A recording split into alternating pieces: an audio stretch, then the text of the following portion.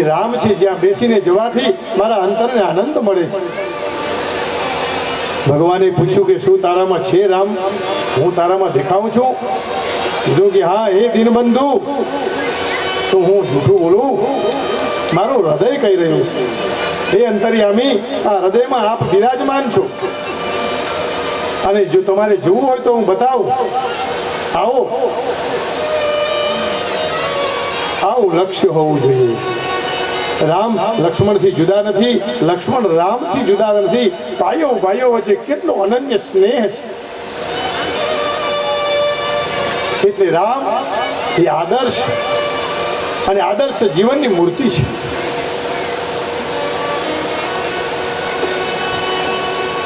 શત્રુઘ્નજી શત્રુઓને હણે એટલે આપણું લક્ષ્ય પ્રગટ થાય. લક્ષ્ય પ્રગટ થાય તો મનુષ્ય નિશ્ચિત રીતે ભગવાનને મેળવવાની ઉત્કંઠા કરે. એટલે ઉત્કંઠા એટલે ઉર્મિલા. આપણી ઉર્મિઓ હોય ને મળવાની ભગવાનને, પણ એ લક્ષ્ય હોય તો ઉર્મિ આવે, એટલે ઉર્મિઓનો ઉદય થાય. આ બીજી સીડી હતી અને ત્રીજી સીડી આવી. આ નિસરણીઓ છે. કેટલાય કેટલાય લોકો આ જગતમાં આવી નિસરણી બની અને જતા રહ્યા, અને એ નિસરણીનો લોકોએ ઉપયોગ ન કર્યો.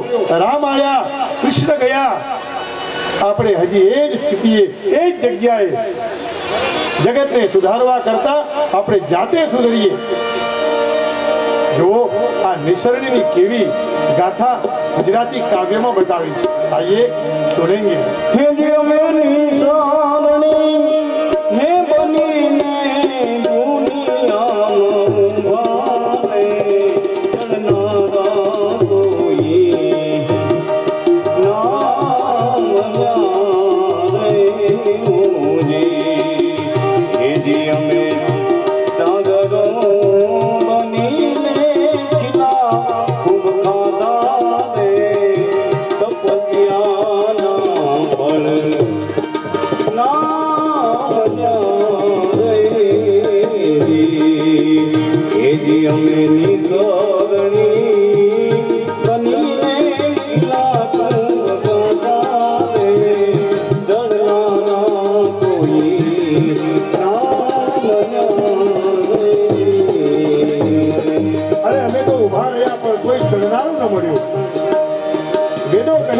અમે શાસ્ત્ર કહેતા રહ્યા તો કોઈ સાંભળનારા ન મળ્યા.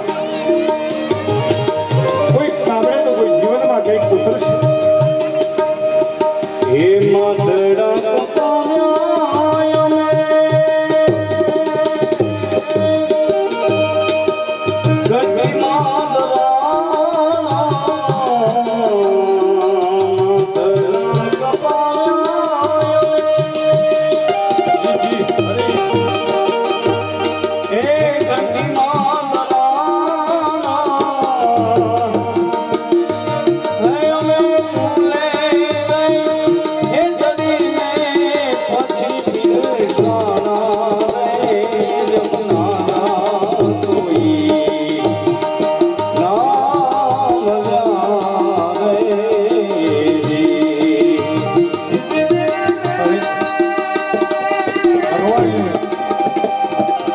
ભગવાનને મેળવવાના 7 પગથિયા છે.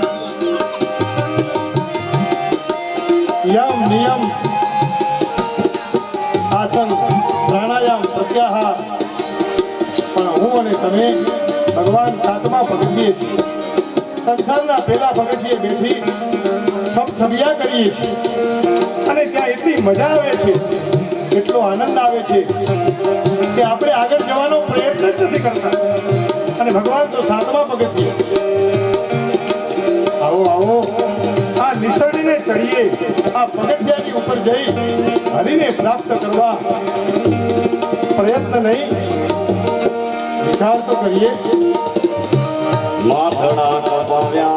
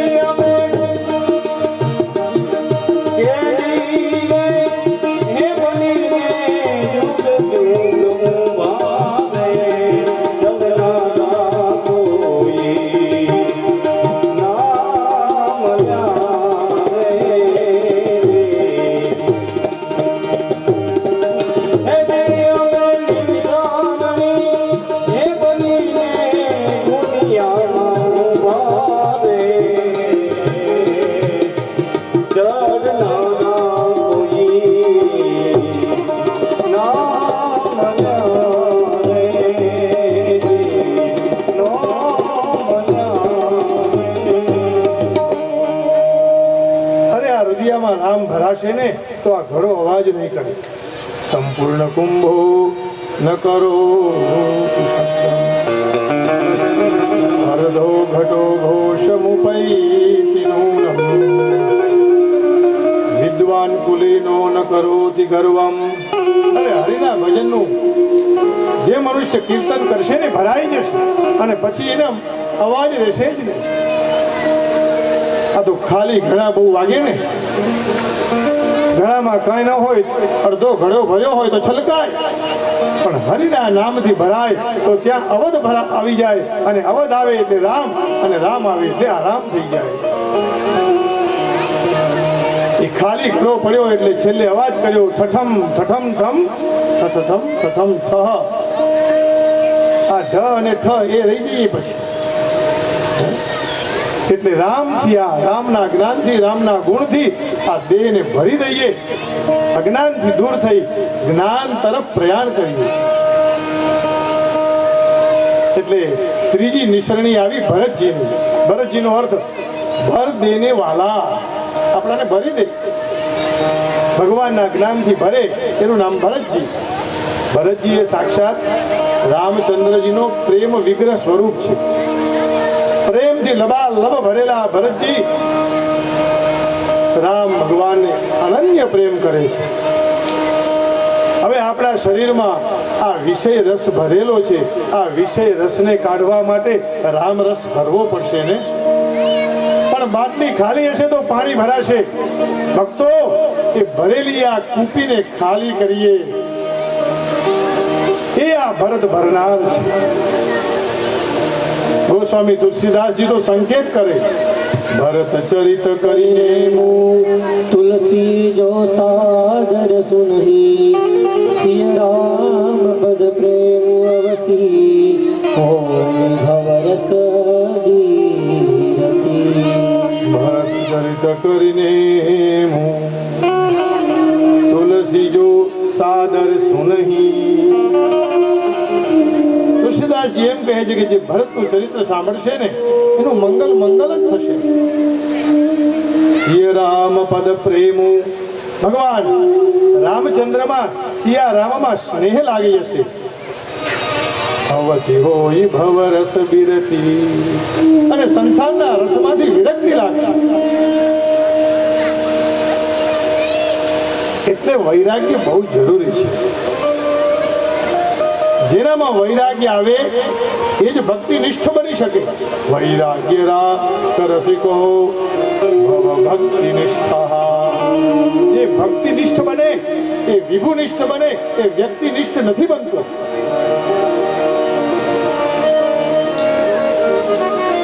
અને જ્યારે આ રામના પ્રેમથી આપણું હૃદય ભરાઈ જાય એટલે માંડવી પ્રગટે. ભરતના ઘરવાળા એટલે માંડવી. આ બ્રહ્માંડમાં જો માંડવી એટલે માંડવી શક્તિ,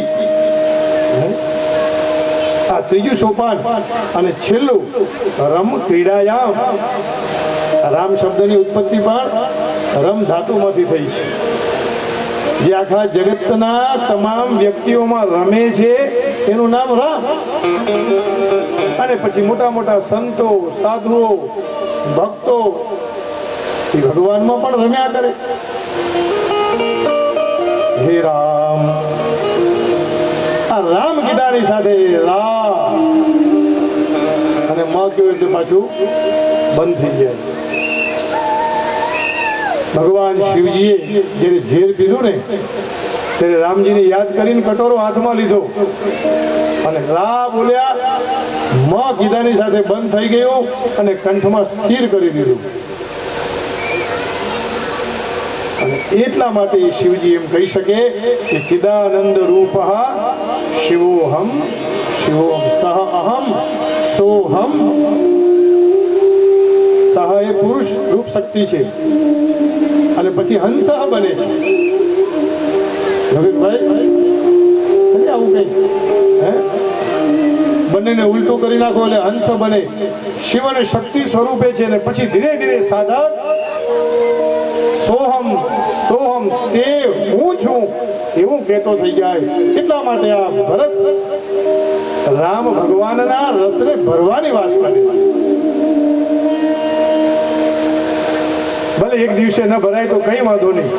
પહેલાના જમાનામાં આપણે કોઠીઓ ભરતા અનાજની, અને પછી ધીરે ધીરે નીચે કાણું કર્યું હોય ને, ગાબો ભરાવી દઈએ, નીકળે એટલું રોજના માટેનો ઉપયોગ એટલું કરી લઈએ. મને ઘણીવાર આશ્ચર્ય થાય ને દયા પણ આવે કે આજના નાના નાના ભૂલકાઓને આની શું ખબર છે. કેવો એ આનંદ હતો. શેલીથી બરોબર ભેગા કરી ઘઉં બાજરીને કોઠીમાં ભરી દે, અને બાપા એ બાજરીની જે મીઠાશ હતી એની વાત જવા દે. અત્યારે તો આપણે એકલું કેમિકલ ખાઈએ છીએ, યુરિયા ખાતર. પ્રકૃતિને નુકસાન જેટલું મનુષ્યએ પહોંચાડ્યું છે એટલું અન્ય પશુઓએ પક્ષીઓએ નથી પહોંચાડ્યું. આ હૃદયને રામ પ્રેમથી ભરીએ અને પછી શું થાય? આ રામજીનું સ્વરૂપ કેવું છે? તો તુલસીદાસજી કહે, જો આનંદ સિંધુ સુખ રાશિ શીકર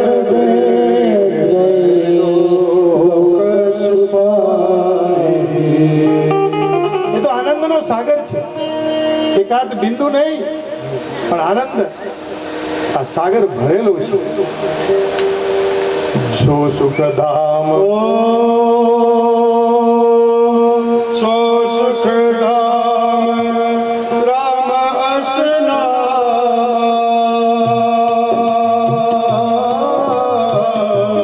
અકલનો દાલક વિશ્રામ રામ સિયા રામ જય જય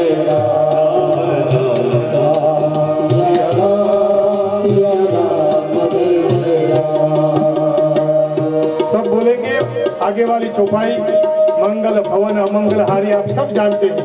आइए अपने जितने अमंगल हैं उनको बाहर निकाल के मंगलमय भगवान को भरेंगे.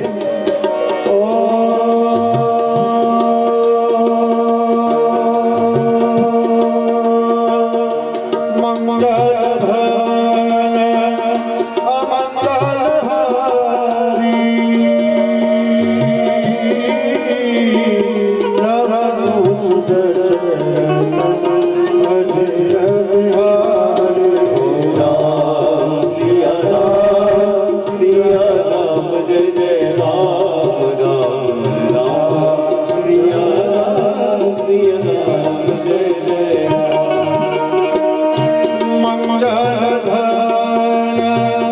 अमंगल हारी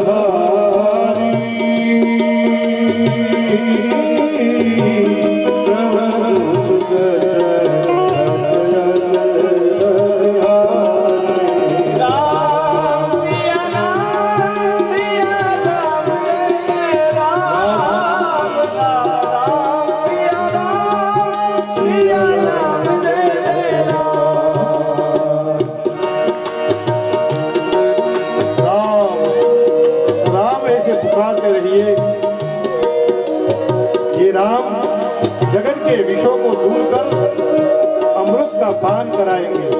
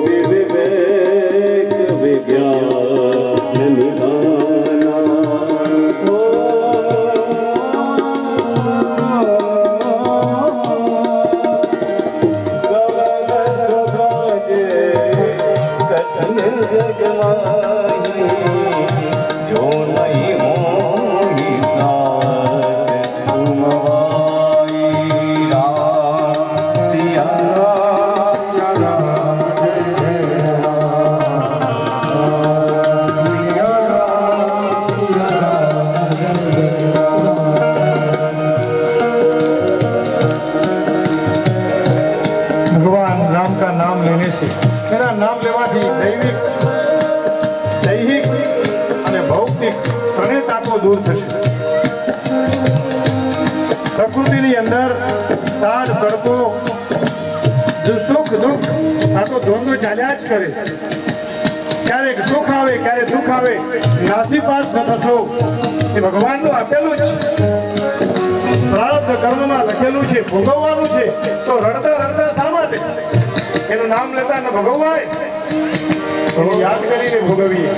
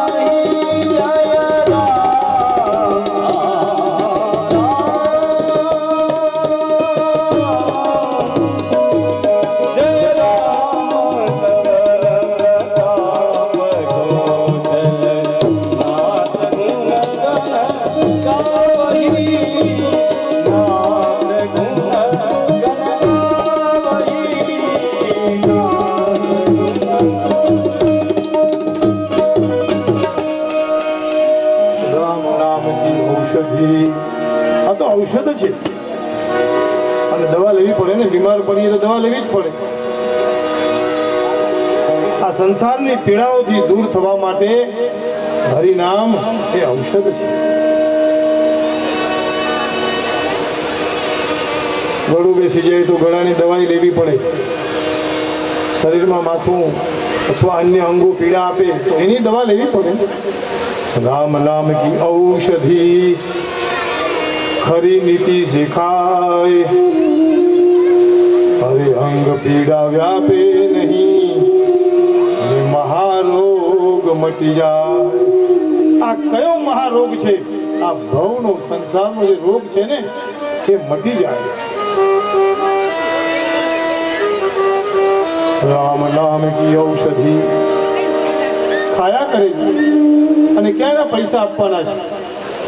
તો મફત છે. બાકી આપણે તો શું, કોઈ પણ વસ્તુ લેવાની હોય તો વિચારીએ કે આમાં આપવું પડશે, આમાં કંઈ આપવાનું જ નથી. એટલા માટે આ ઔષધિ આ લેવાથી શરીરના બધા દુર્ગુણો દૂર થઈ જાય, બીમારી દૂર થઈ જાય. અને આ 3 સીડી ચડી જઈએ તો પછી રામ પધારે. સૌ પ્રથમ આપણે શત્રુઘ્ન બનીએ, પછી લક્ષ્મણ બનીએ, ભરત થઈએ. એટલે બધા દુર્ગુણોને સૌ પ્રથમ દૂર. લક્ષ્ય આપણું રામ, પણ રામના પ્રેમથી ભરાઈએ અને પછી રામ સામે હોય. બોલો શ્રી રામચંદ્ર ભગવાન કી જય. અને એ રામ આવે એટલે મંગલ જ થાય, તાપો દૂર થાય.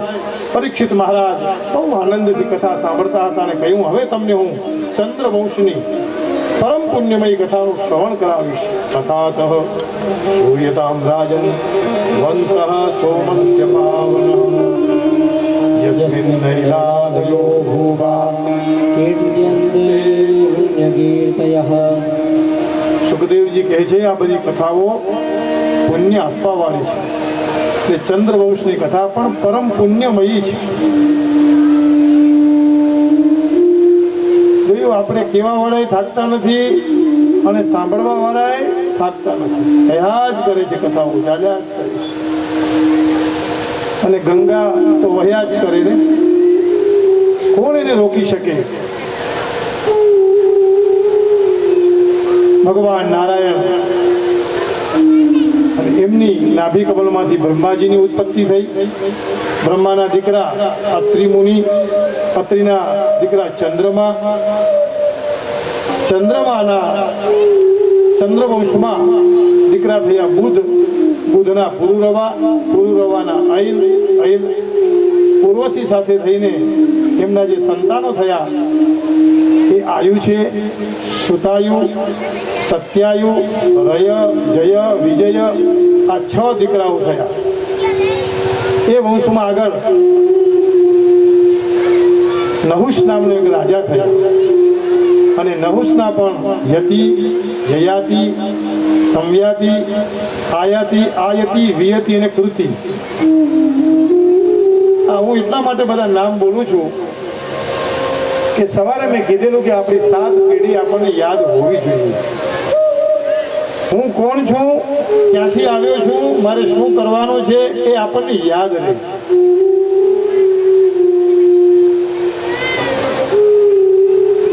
કોઈક વ્યક્તિએ કૂતરો પાડ્યો હોય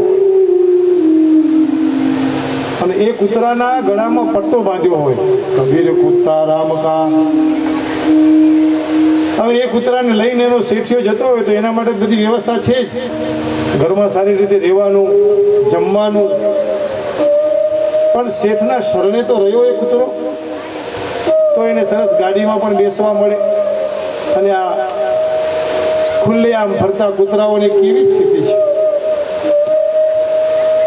મારે તમારે રામ નામનો પટ્ટો લગાવવો પડે તો પછી હરિના થઈ જઈએ તો પછી કોઈ ચિંતા જ રહે નહીં. આ વંશ માટે સાંભળીએ તો હું ક્યાંથી આવ્યો, મારે શું કરવાનું, હું કોણ છું એવી ઓળખાણ તો રહે. शंकराचार्य महाराज अपनी कलम उठा के लिखते हैं, कस्त्वं कोयम उत आयात कामे जननी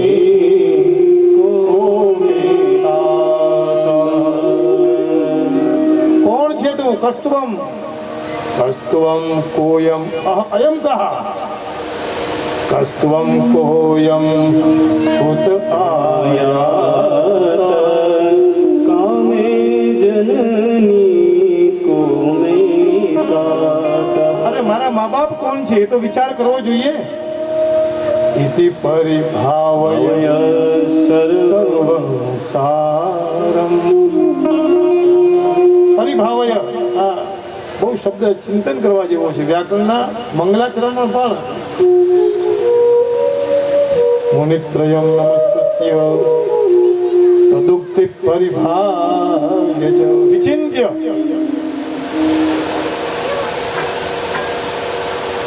ચિંતન કરીને હું કોણ છું, મારી માં કોણ, મારા પિતા કોણ, એ વિચારીને મનુષ્ય ભગવાનના શરણમાં જવું જોઈએ. બીજું બધું છોડીને અને છેલ્લે બહુ શબ્દ વાત કરે, ભજ ગોવિંદમ ભજ ગોવિંદમ ગોવિંદમ ભજ મૂઢમતે ભજ ગોવિંદમ ભજ ગોવિંદમ ભજ મૂઢમતે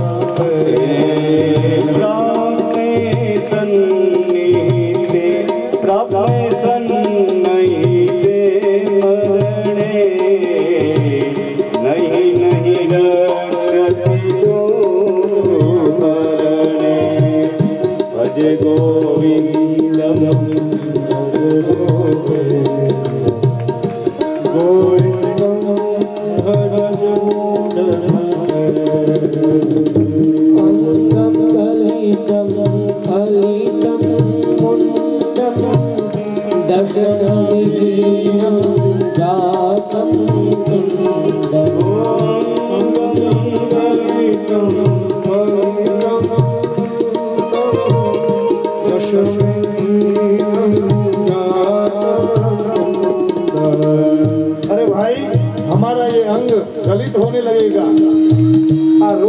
ચાલીએ છીએ ને એવું આ સહાય નહીં આપે. એક સમય એવો આવશે શરીર ના પાડશે, દેખવાની શક્તિ નથી, સાંભળવાની શક્તિ નથી, ખાવાનું પચતું નથી, દાંત નથી, અંગમ ગલિતમ ફલિતમ મુંડમ, આ મસ્તક છે ને ઈ સફેદ થઈ જશે.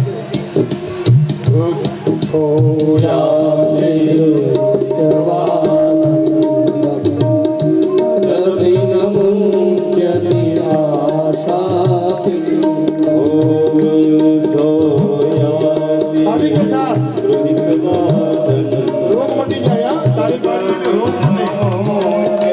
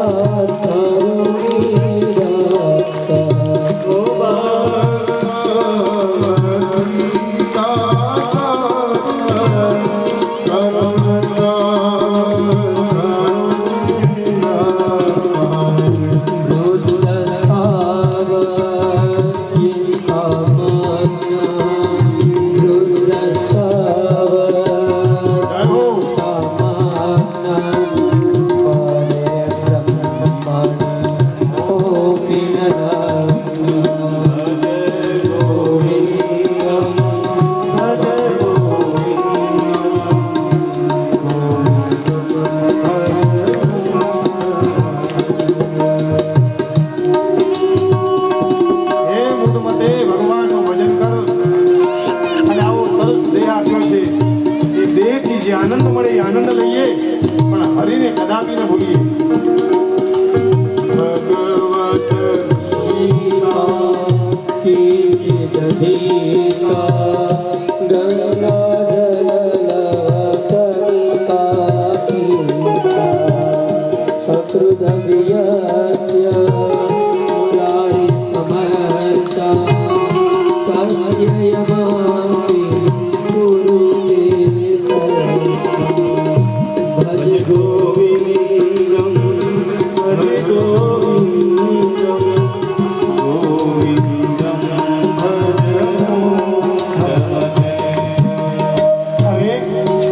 ભગવત ભગવાનનું નામ લેને એનોય મોક્ષ થાય છે. હા, જરા બી ચિંતા ન કરશો. મોટા મોટા વેદ શાસ્ત્ર ભણશો નહીં ચાલશે, પણ હરિને યાદ કરીએ. ભગવદ્ ગીતા થોડીક બી ભણી હશે. ભગવદ્ ગીતા કિંચિત ગીતા ગંગા જલલવ કણિકા ગીતા. કદાચ હરિદ્વાર જઈને આપણી પાસે વ્યવસ્થા નથી તો જઈ ન શકીએ. હવે તો બહુ બધા સંપન્ન થયા છે એટલે જવાય છે, પણ બધા તીર્થોમાં જઈ ન શકીએ ને તો ચિંતા ન કરતા. શંકરાચાર્ય મહારાજ કહે છે આ કોઈ આડી એવી વાત નહીં, શાસ્ત્રની વાત. ભગવત ગીતા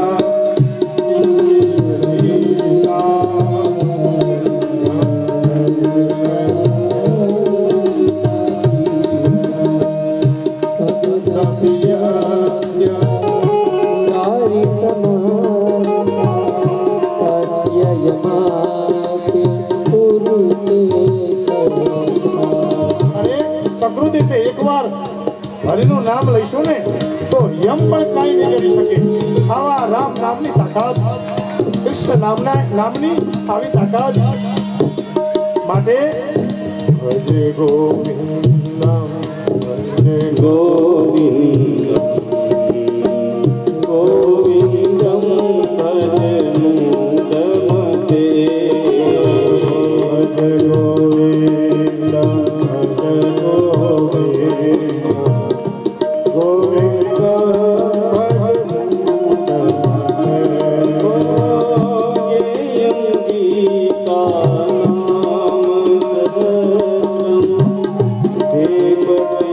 શ્રીપતિ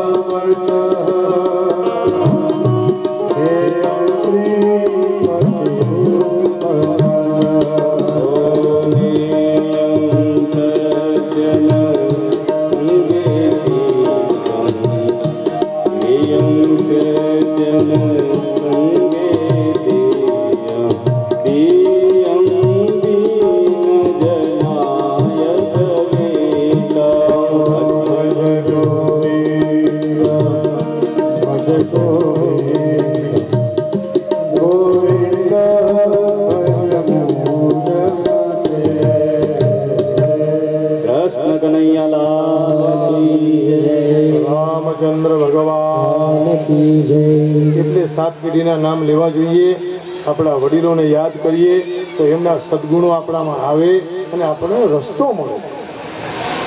અને રામાયણનો સાર પણ એ જ છે, રામાદિવત પ્રવર્તિતવ્યમ રાવણાદિવત. ભાઈ, જેવું રામ જીવન જીવે છે, જેવું રામ કરે છે એવું કરવાનું છે. કૃષ્ણ કેય કરવાનું છે અને રામના પાછળ પાછળ ચાલી જીવનને દિવ્ય બનાવવાનું છે. ભલે કદાચ ક્યારેક આપણા મનમાં કોઈક એવા દુર્ગુણો આવે, વિચારો આવે, હરિને યાદ કરજો કે હરિ એમાંથી આપણને બહાર કાઢશે. એટલે પેઢીને યાદ કરીએ, પોતાના જીવનને મંગલમય બનાવીએ. અને પછી તો રામાયણની આગળની કથા અહીંયા વિસ્તારપૂર્વક આપણે એટલા માટે લીધી, ભગવાન ભણવા પણ ગયા, વિદ્યા ભણવી જોઈએ એની ચર્ચા સવારે પણ થઈ હતી.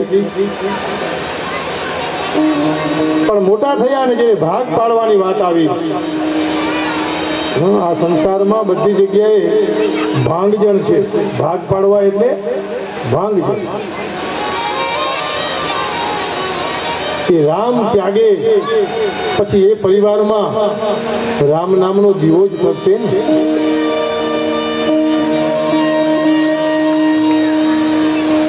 આપણે પણ જીવનમાં જો ત્યાગ કરીએ ને તો બહુ આનંદ આવે. અને હંમેશા લેવાવાળાનો હાથ નીચે હોય, દેવાવાળાનો હાથ ઉપર હોય છે ને.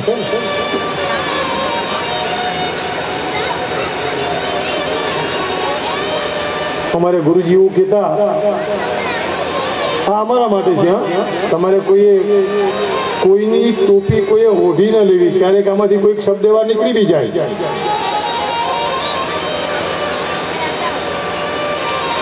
જીવા દગ્ધા પરાન્નેન. અમે બધા પંડિતોની વાત કરું છું. તમારા બધાને ત્યાં જમવા આવીએ અને જમી અને અમારી હવે જીભ બળવા લાગી છે. આટલું બધું જમ્યા અમે યજમાનોનું. જીવા દગ્ધા પરાન્નેન. બીજાના અન્ન ખાઈને. આ તો ગુરુજી સાવધાન કરતા. બાકી જે વેદ ભણેલો હોય, વિદ્વાન હોય, એને તો અધિકાર છે. અને બ્રાહ્મણ માત્ર ને યજમાનને ત્યાં ભોજન કરવાનો અધિકાર છે. કોઈ પ્રેમથી બોલાવે તો જવું, કારણ કે બ્રાહ્મણ એ ભગવાનનું મુખ છે અને એ આરોગ્ય એટલે ભગવાન પણ રાજી થાય. આગળ મેં કહ્યું હતું ને કે અગ્નિમાં કરીએ આપણે સ્વાહા, અને ભૂદેવો જમીન ઉઠે તો બોલવા જોઈએ આ હા, તો જ મજા આવે. એવા જમાડવા, ભોજન એવું બહુ સુંદર બનાવીને. જીહવા દગ્ધા પરાન્નેન હસ્તૌ દગ્ધૌ પ્રતિગ્રહા. હવે તો લઈ અને અમારા હાથ મળ્યા છે. કેટલું સંસારમાં સમાજનું લઈ. હસ્તૌ દગ્ધૌ પ્રતિગ્રહા. અને આ ત્રીજી રીતિ એમાં અમે નથી આવતા. મનઃ પરસ્ત્રિયા દગ્ધમ, મનઃ પરસ્ત્રિયા દગ્ધમ વાક્ય સિદ્ધિ કથમ ભવે. ગુરુજી આવું કીધા, બેટા પોતાની પેઢીને યાદ કરી ભગવાનને ભજવા. આ નહીં તો જીભ છે ને, જમીને હવે તો બળવા લાગી. દાન લઈને હાથ પણ દાજી ગયા છે. અને એ મીરા હરિના નામ લેતા એની જીભ દાજી હતી, એટલે આજ મીરાને લોકો યાદ કરે છે. મનઃ પરસ્ત્રિયા દગ્ધમ વાક્ય સિદ્ધિ કથમ. પછી વાણીમાં સિદ્ધિ ક્યાંથી રે? વાણીમાં તેજ ક્યાંથી આવે? પણ હું કોણ છું એવું યાદ કરીને હરિને શરણે જઈએ તો આપણામાં પણ તેજ આવે. રામજી પછી તો ભગવાન વિશ્વામિત્ર એમને લઈ જાય છે. રામ ભગવાનને ભણે છે, વિશ્વામિત્રનો યજ્ઞ પણ કરે છે, અસુરોનો વિનાશ કરે અને પછી આમંત્રણ આવે જવાનું. આ રામને દશરથે છોડ્યા ત્યારે કેટલી પીડા થઈ હશે. જે દેશ માટે જીવે એ જ સાચું જીવન છે. બાકી તો બધા જીવન જીવ્યા જ કરે છે, સૌ પોતાનામાં મસ્ત છે. પણ રામમાં જે રમે એ સાચો મસ્તી વાળો. આગળ ભાગની વાત આવી, પણ રામને તો કઈ જોતું ન હતું. સાથે લક્ષ્મણ હતા, એ પણ ગયા. સીતાજી પણ સાથે છે. વનથી પાછા આવ્યા, વળી પાછું એમનો રાજ્યાભિષેક થયો. વચની અંદરની કડી એક મંથરા વાળી રહી ગઈ. આ મંથરા હોય એ બધાને થથરાવી નાખે છે.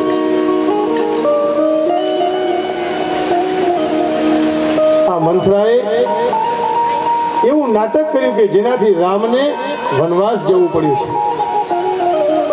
તમને ખબર છે, બે વચન નહીં, પણ રાજાએ એમ કીધું કે 4 વચન આપવા તૈયાર છું, પણ રામને ન જવા દઈશ. અને તુલસીદાસજી એમ કે છે, દશરથના દ્વારા કહેવડાવે છે કે રાજન, તમે માંગો એ આપું, મારા પ્રાણ આપી દઉં,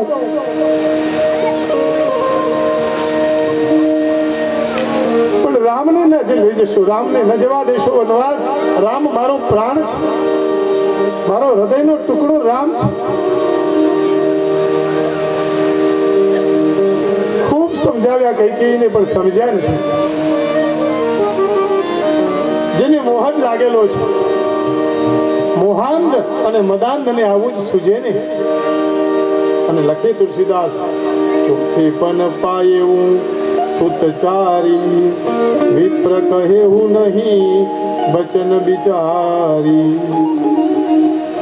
દેહ પ્રાણ તે પ્રિય કછુ નાહી, સો મુનિ દેવ નિમિષ એક માહી. સબ સુત પ્રિય મોહી પ્રાણ કિનાઈ. મને આ જગતનો કોઈ પદાર્થ પ્રિય નથી, પણ મારો રામ મને પ્રિય છે. એને ન જવા દેશો, આપ જે કહો તે હું આપવા તૈયાર છું. રામ દેત નહીં બનઈ ગુસાઈ. મારો જીવ નથી ચાલતો રામને આપતા, પણ છતાં બાલહઠ, સ્ત્રીહઠ અને રાજહઠ આ નિયમ પ્રમાણે રામને વનવાસ મળ્યો છે. અને રામે સહર્ષ સ્વીકાર્યો. કથામાં પછી ક્યાંક વર્ણવેલું છે કે રામ એમ કહે છે કે જો આ કૈકેયીએ મને ન મોકલ્યા હોત તો આ સંતોના મહંતોના દર્શન મને ક્યાંથી થાય. બધી વસ્તુ આપણા માટે કંઈ ખરાબ નથી હોતી, કંઈક આપણા જીવનને માટે પાર કરવા માટેની પણ હોય છે, આપણા કલ્યાણ માટેની હોય છે. અને એ કેવા રામ, જેને વનમાં નહીં એ તો રાજગાદીમાં શોભે.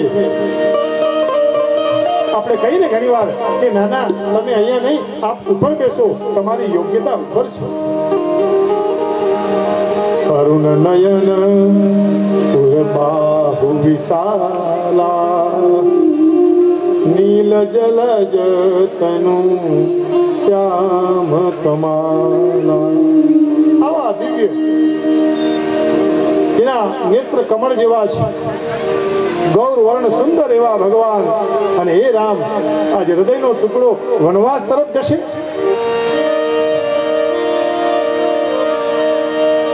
પણ રામ તો એટલા માટે આવ્યા કે આ જગતનો ઉદ્ધાર કરવા. દૈત્યનો વિનાશ તો બરોબર છે, એ તો માનું, પણ એમનો પણ ઉદ્ધાર ભગવાને કર્યો. ભગવાન સમદર્શી છે. એટલા માટે વારંવાર રામાદિવત પ્રવર્તિતવ્યમ ન તો રાવણાદિવત. આ રામ એ તો મહા સમાન છે.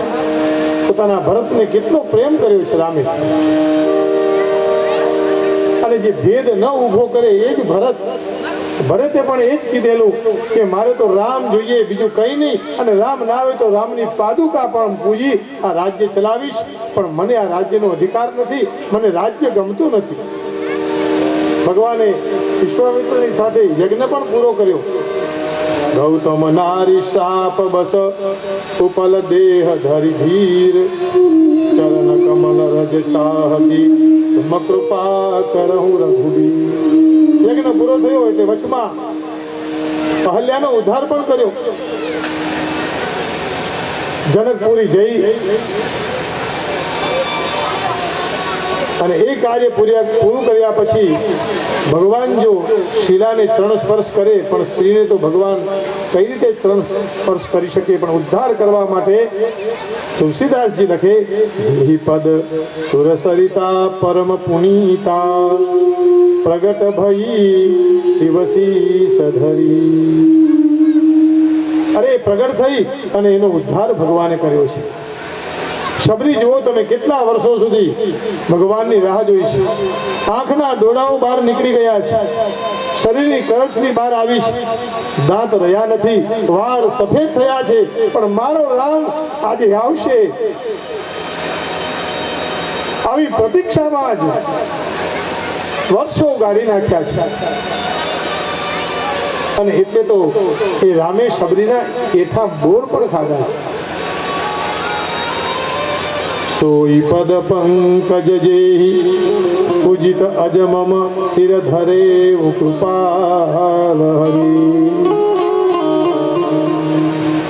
પણ એ રામ અને વિદેહ એટલે જનક રાજા એના મળવાથી દેહ નથી એવા ભાવથી મુક્ત થયા છે. જનક બહુ મહાજ્ઞાની છે, ગીતામાં કોઈના વખાણ નથી કર્યા, પણ જનક રાજાના વખાણ છે. કર્મણૈવ હિ સંસિદ્ધિ આસ્થિતા જનકાદય. આ જનક રાજા એ જ્ઞાનની પરાકાષ્ઠાએ ભગવાનને પ્રાપ્ત કરી લીધેલા એવા એક જનક કોઈ નામ નથી, એ પદવી છે. પણ એ વંશમાં જે આવ્યા એને બધાને જનક કહેવાતા.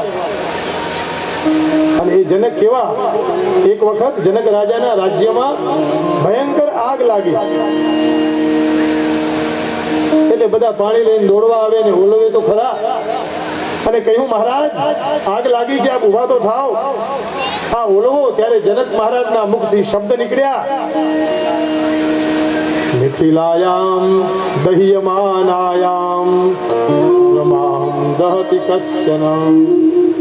અરે આ મિથિલામાં જે બળી રહ્યું છે ને, એમાંથી મારું કાંઈ નથી. એ રામ મળ્યા ને એટલે આવો વિચાર આવે. હા, અને મને તમને જો આ રામ મળી જાય તો ખરેખર હરિના નામનો મેળો લાગે અને હૃદયની અંદર એવો વિચાર આવે, ભાવ આવે, અને પોતાની જીભ હરિના નામ લેવા માટે તત્પર થાય, કાન પણ સાંભળવા માંગે, આંખ હરિનું દર્શન કરવાની ઈચ્છા કરે. મનનો મુરલિયો રટલો મારી ઝૂંપડીએ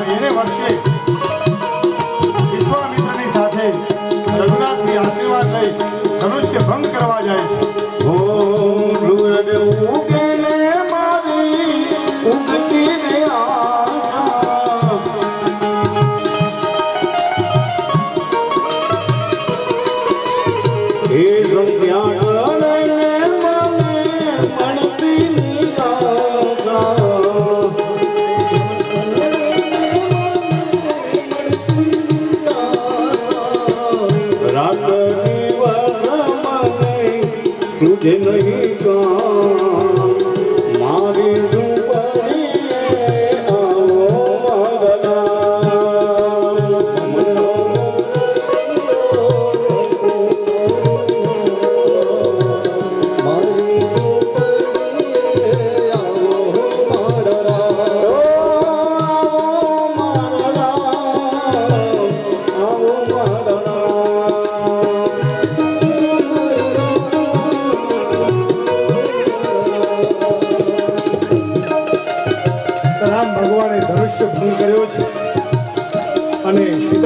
સાથે એમના વિવાહ થયા છે.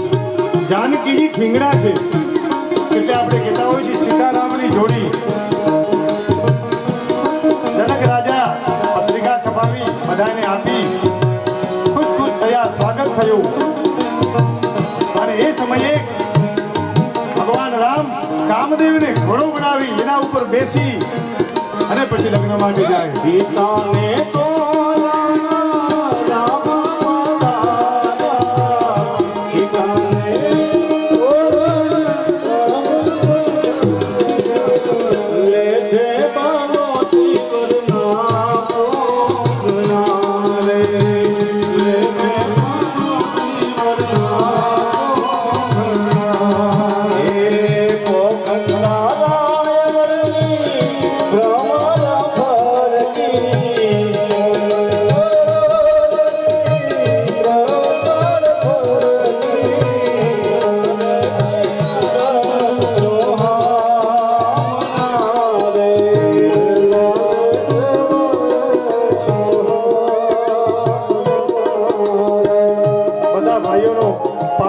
સંસ્કાર એટલે હસ્તમેળાપ ચાલતો હતો.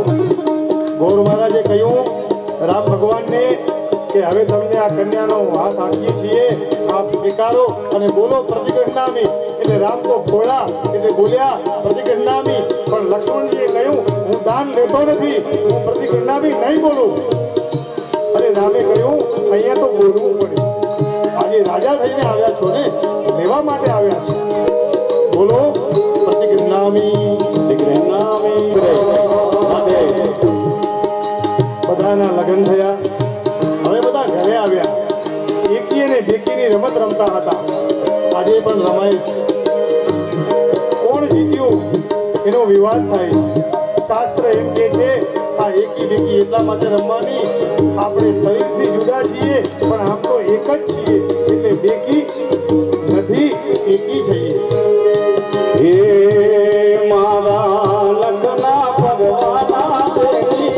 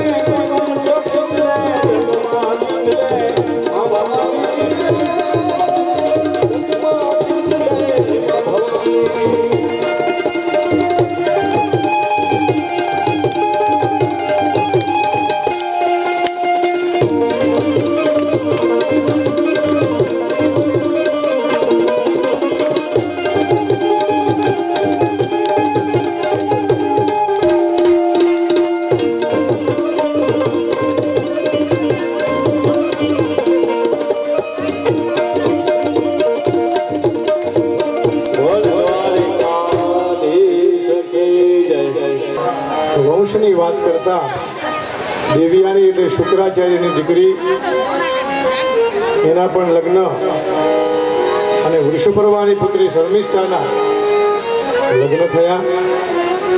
એયાથી યદુ, તુર્વસુ, ધ્રુયુ, અનુપુરુ 5 સંતાન.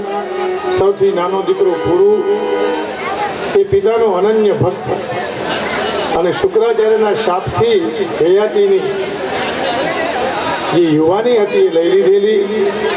એમાં એક દીકરાએ એને પ્રદાન કરી એ યદુ અને એનાથી આ યદુવંશનો વિસ્તાર થયો. ભગવાને ત્યાં અવતાર લીધો. અંતમાં રણજીદેવ મહારાજની કથા, જે મહારાજે ભગવાનની પાસે એટલું માંગ્યું કે જગતમાં કોઈ દુઃખી ન થાય, સૌ સુખી થાય. આમ દસમ સ્કંદ ભગવાનના ચરણ કમલમાં અર્પણ કરીએ. આઈએ દસમ સ્કંદ में प्रवेश. कथितो वंश विस्तारो भवता सोम सूर्यो राग्नां चरितं परमाद्भुतम् દ્વારિકાધીશ.